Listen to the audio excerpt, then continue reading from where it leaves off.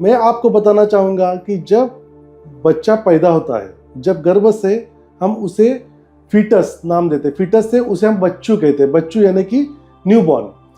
ये जो समय है जब उसकी डिलीवरी होने वाली है, तो इसके बाद भी उसके ऊपर गर्भ संस्कार होना बहुत इंपॉर्टेंट है। इसका मतलब गर्भ संस्कार सिर्फ पेट में नहीं होता, उसके बाद भी जिंदगी भर होने वाला है। तो हम आज उसकी चर्चा करेंगे, जातक गर्भ संस्कार की।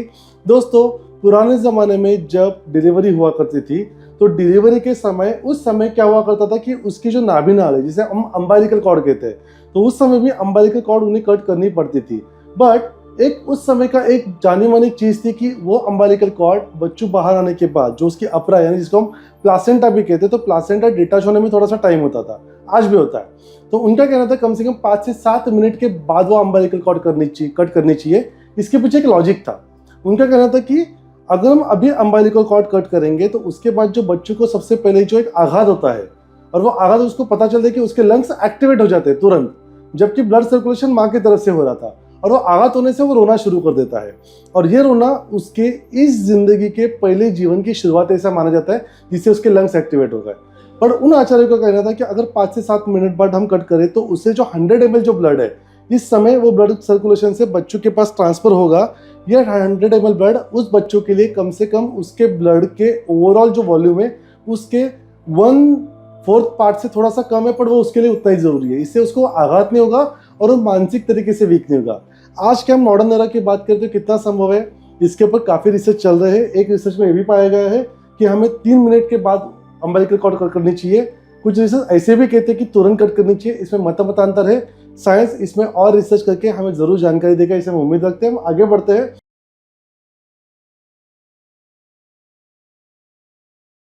10वें दिन से लेकर 20वें दिन तक या 18वें दिन तक आप नामकरण संस्कार कर सकते हो, राइट। अब ये नामकरण संस्कार करते समय इसकी कुछ विधि उन्होंने बताई गई है। सबसे पहले नामकरण संस्कार करते समय आपको शुभ तिथि भी देखनी पड़ेगी, इसलिए उन्होंने इतने सारे डेट्स आपको देखे रखे, राइट।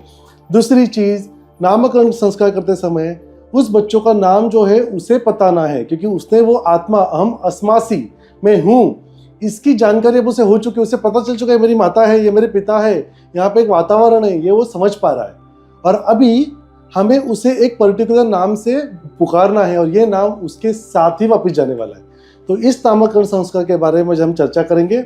सबसे पहले उन्होंने यहाँ पे रूल्स बताए कि नाम किस तरह से रखना चाहिए। तो नाम रखने के उन्होंने 4 विधि बताए। एक, सबसे पहले उन्होंने कहा है जन्म नाम, जिसे हम नक्षत्र नाम भी कहते हैं, कि जिस नक्षत्र में उसका जन्म हुआ है उसके कुछ अक्षर दिए जाते हैं। अगर आप ज्योतिष विद्या जानते हो तो आपको पता चलेगा नक्षत्र में उसके वर्ण दिए जाते हैं, तो इस वर्ण के हिसाब से नाम रखने की आज की प्रथा प्रचलित है। ये एक टाइप था। दूसरा टाइप है उनके पूर्व संस्कार, यानी जो पूर्वज थे उनका नाम उन्हें दिया जाता है, जैसे कि दादा का नाम पोते को, पिता का नाम पोते को, परदादा का नाम पोते को, जिससे उनके पूर्वज कौन थे इसके बारे में उन्हें जानकारी है, उनके बारे में हम भूले नहीं कभी। ये एक पद्धति थी। तीसरी थी चांद्रमास नामकरण संस्कार। चांद्रमास क्या होता था कि जैसे कि हम इंडियंस जो है ना वो मून कैलेंडर फॉलो करते हैं, उसे चांद्रमास कहते हैं। तो वो जिस महीने में, चंद्र महीने में उसका जन्म हो, जैसे कि चैत्र, तो चैत्र महीने का जो देवता है उसके अकॉर्डिंग उसका नामकरण किया जाना चाहिए। उसके बाद उन्होंने चौथा बताया व्यवहारिक नाम। ये सब करने के बाद अगर आप आपके पूर्व उसके कुल देवता के हिसाब से नाम, उसका चंद्र नाम, नक्षत्र नाम रखने के बाद ये नाम अपने उनके 3 रख दिए, तो चौथा नाम उसको व्यवहारिक नाम रखना चाहिए।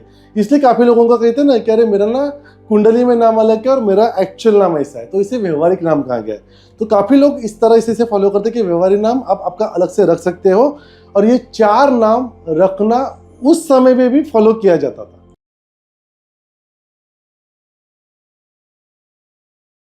इस तरह के और कुछ आपके क्वेश्चन है जरूर कमेंट बॉक्स में डालिए, लाइक कीजिए, शेयर कीजिए, क्योंकि मैं हूं डॉक्टर अक्षय वीर, आपका अपना लाइफस्टाइल डिसऑर्डर स्पेशलिस्ट।